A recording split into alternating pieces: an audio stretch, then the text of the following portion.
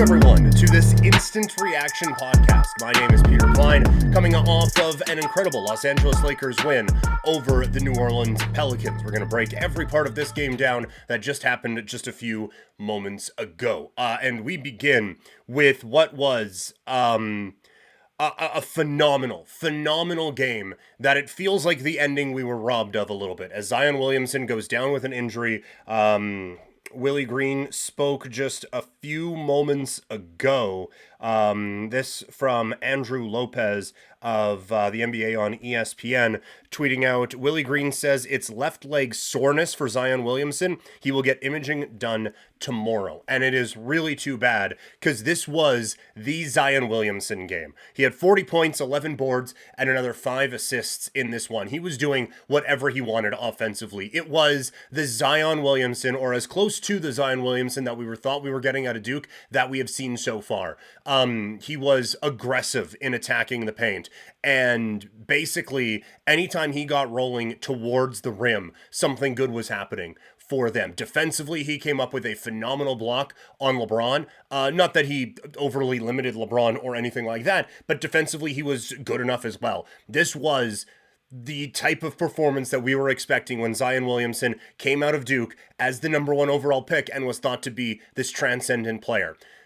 Maybe he has lost a touch of the athleticism and explosiveness that he had as a collegiate athlete due to some of the injuries. Hopefully this one isn't too severe and he can play in a couple of days in the play-in game against whoever wins the one that's going on right now. But it is really too bad because this was such an amazing performance, and he bullied the Pelicans back into this game when it looked like the Lakers were kind of going to run away with this one, and it was going to be, you know what, Zion had a great game, but they were just the Lakers were too much on this day. You have Zion basically willing this team back into it, and as he started to roll, the crowd started again to get into it, and then it was opening everything up. And he was so smart out there as well, right? Like you see the one where LeBron is caught ball watching a little bit and Zion goes to the rim, quick backdoor cut, boom, it's a lay-in, and I believe that tied the game up. And then the play that he gets injured on, he goes right at AD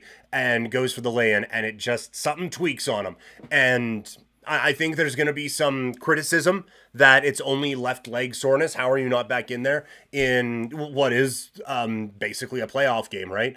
But when you when it is that guy, and there are the injuries that you have had, I do think it is better to err on the side of caution. If this was the 8th place game, do they throw him back in there? We'll never know. But this was so unfortunate because he was a tank, and he was equaled on the other side by LeBron James, who had just another in a career full of tremendous postseason performances. This is the postseason, it's not the playoffs yet. He was insane. He was unbelievable in this game. I thought there were a few times he'd get the smaller defender on him. I'm like, man, just go. But he was waiting for the double team. He was conserving some energy out there a little bit and picking his spots and knowing when to go and knowing when not to go. But he knew he would have it, and eventually they can't help themselves, and a double team comes. He passes out of it. It creates an open look for Russell or Reeves or Hachimura in this game, and they were able to execute off of that. His vision, his court presence, all of those things are second to none in this league, whatever. Like when Jokic is phenomenal, obviously, and all these other guys. But when LeBron is rolling, there is just something different about how he controls this basketball game. And yeah, there were a couple of plays that he would have finished if he would have been about 5 years younger, but he was still getting to the rim and creating some great opportunities, hitting some jump shots as well, and really getting that ball rolling for the Lakers. And I thought it was very telling in this game how different things were when LeBron was out there and when he wasn't. Just going to look at quickly the box score here, but you could see as soon as LeBron gets off the floor, the offense just stalls. There's nothing going on, and it is a very limiting performance for them. And that caused some real big problems here. So LeBron finishes at plus 11. They win this game by 4. I can't do the math on that, but either way, so I guess they were minus 7 without him on the floor. That is honestly, it felt like a bigger differential to me, to be perfectly frank. It just felt like any time that they build up a lead, and then anytime LeBron is off the floor, maybe they don't extend it, but they weren't able to extend it. But they didn't necessarily fall behind because the defense was so good. But he was everything that you would need LeBron James to be in this particular game. Such an amazing performance by one of the all-time greats. And we talked about it on Couch Potato Diary. There was no way this team should have tried to throw this one to go into the 8 spot. I'm happy they didn't. They battled. They almost threw it away. I'm happy that they were able to battle and pick up the win in this game. Now they do have a tough matchup with the 7 seed, or with the 2 seed, sorry, Denver Nuggets. Other Lakers who stepped up in this game, D'Angelo Russell actually had the best plus minus of anyone on the team at a plus 16. He was unconscious from 3 to start this game. Russell finishes 5 of 11 from 3 in 37 minutes. He had 21 points. He added 6 assists and a really big steal late in this game. It felt like the ball was going to start rolling. Alvarado was going to the rim, and this was one where he overthought it a little bit. And Alvarado goes up to the rim. Reeves is there to challenge, and he passes it away. Reeves is a fine player. I would not... If you were to list the attributes of Reeves, I do think rim protection is about 18th. Just go at him. But he decides to kick it out. Russell, with an amazing hustle play, comes back, gets the steal. It leads to AD getting some free throws and putting the final nail in this game. Russell was unbelievable to start the game, knocking down every 3 that came his way. It did cool off in the second half, but then in the fourth quarter, when they really needed it, he once again came up with monster bucket after monster bucket and big play after big play. And you talk about a change in perception of a player, where last season, or going into this season, he signed a contract to be traded, basically. Like, that was everyone's perception of that contract, was he signed it so that could be cap filler for whatever big trade the Lakers were going to make to try to make a push. And he has turned himself into a reliable knockdown shooter and such an important part of what the Lakers are going to try to do here. If they are going to do anything in this series against the Nuggets, he is going to have to be special going up against Jamal Murray and KCP and the guards of the Denver Nuggets. And his three-point shooting is going to have to be a difference maker in at least 3 games this series for this team to do anything. But for him on this big stage, this was an excellent performance. And that big 3 he knocks down and points at that spot in front of the Pelicans bench. You love to see it for the guy, and it's great to see how he has come back. Also, Davis ends up, I believe it's 20 points he finishes with. Davis finishes with 20 points on 6 of 16 shooting, 15 rebounds, 3 blocks. He was a -5. He was out there for the non-LeBron minutes, and that's where the -5 comes in. I thought he struggled in this game. He had so many looks at the rim that just missed. And that kind of luck will change, I think, for him. Like, a lot of that was just bad luck. But I thought that they kind of needed him to be better. And if they would have blown this game, I think a lot of fingers would have pointed at him because he was not overly effective. But he came up with probably the biggest play of this game. Not just the Russell steal, but LeBron on an ISO on Daniels. He goes up after it. Do I have the time written down here? I have my notes in front of me. I don't have the time, but it's 80 gets the rebound and he hits both. That puts him up 106. Sorry, you guys are just looking at the top of my head. That puts him up 106, 102, and they obviously never trail after that. The Pelicans would cut it to within 2, but then Reeves gets it and they end up being able to pull away after that and pick up a 4-point win.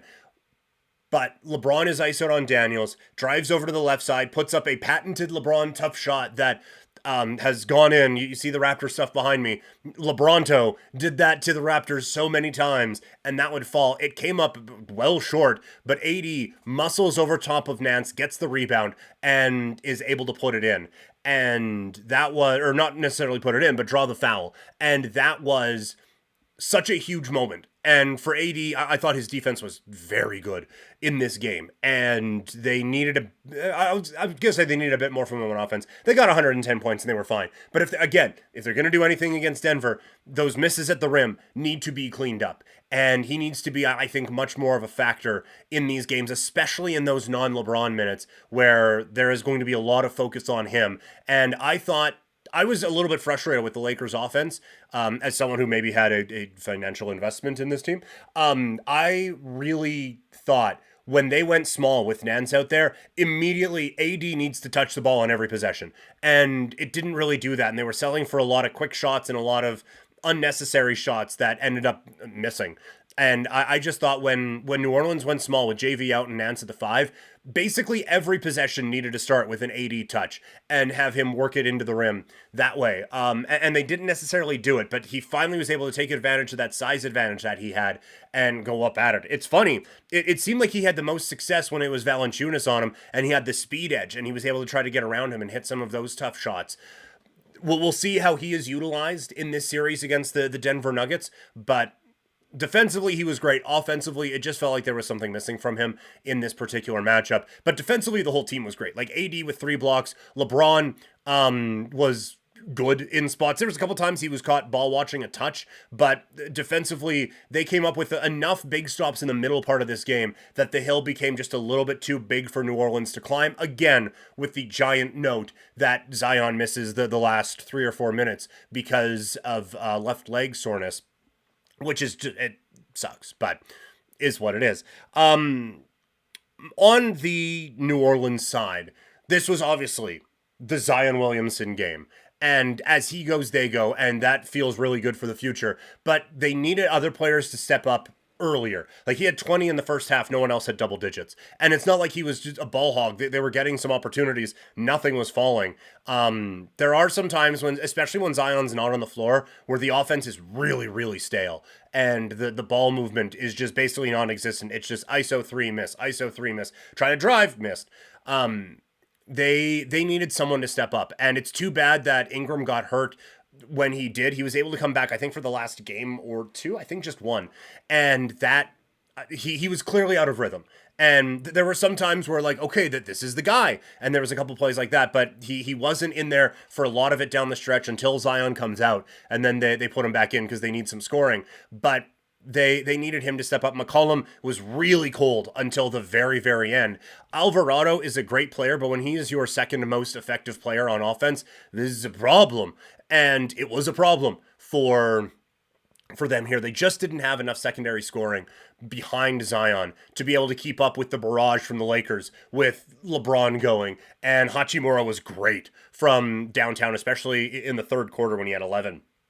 And Russell's going. Vincent's hitting some threes. There just wasn't that from New Orleans here. It was Zion, and that was it. And they just need a little bit more from a McCollum and from an Ingram in the 8th place game in a couple of days. And anything from Valanciunas. Now, he is not going to have... there's no AD on either Sacramento or Golden State. Obviously, Draymond Green is very good, but I don't think Valanciunas is going to be the matchup for Draymond Green. I think he'll be able to dine out on a couple of these teams and have some success, but all eyes right now are on Zion Williamson and what he is able to do, because without him, this offense stalled, and without him, they don't have a hope against Golden State or Sacramento. With him, honestly, I think they beat either of them. If he is at 75% of what he was in this game, I think they beat him. That was an incredible performance. And this season, if nothing else for New Orleans, shows what this kid is capable of and what they have to actually build around now. And I think that this offseason is going to be really intriguing for the Pelicans to see, like, okay, how can we build around this guy? Because I think there was part of it where you had to build up this team and you build up Brandon Ingram into kind of this point forward and figure out how you can win without Zion. Now, I do think, obviously injuries can happen, but they can happen to everyone. But I do think that you have to focus on how can we surround this guy with the best talent, because we have a game changer here. That was such an impressive performance from Zion Williamson in this loss for the Pelicans. So just some quick thoughts on what's going to be the 2-7 matchup now out west with LeBron taking on the Nuggets. Obviously, these two teams played in the Western Conference Final a season ago, and no team has ever been praised for being swept so much than the Lakers against the Denver Nuggets. This season, the Nuggets aren't as deep, and the Lakers probably deeper than they were a year ago. That maybe wins them an extra game. They are going to have to annihilate Denver in the non-Jokic minutes, and they are going to have to really get after Murray if they're going to do it. I'll be interested to see how the Lakers go at Jokic. They've obviously thrown a few things at him all season long. I would imagine it'll be Hachimura to start so that you can keep AD as the floater and LeBron kind of as a floater as well, and try to help it out that way. Kind of the way Minnesota went at him the other night, where they had Naz Reid on Jokic so that Gobert was able to float and kind of take away some of those help options. But then Jokic could end up averaging 40 in this series. Like, it is such a difficult matchup for this Lakers squad, but we'll see. I'm happy they didn't tank it and try to go for this one game play-in, but it'll be a very, very interesting matchup now for the Lakers going up against the Nuggets. That is going to do it for this instant reaction show. Thank you guys so much for tuning in. Remember to like this video, subscribe to the channel, leave a comment. If you are listening in podcast form, make sure that you leave a review and subscribe to that as well. Thank you guys so much for tuning in. My name is Peter Klein. You can follow me on social media, Twitter, Instagram, and TikTok. I'm at Primetime Klein, twitch.tv/PrimetimePK, and you can email this show, couchpotatodiary@yahoo.com. Have a great night, everyone, and I'll talk to you after the Warriors and the Kings. I'm out.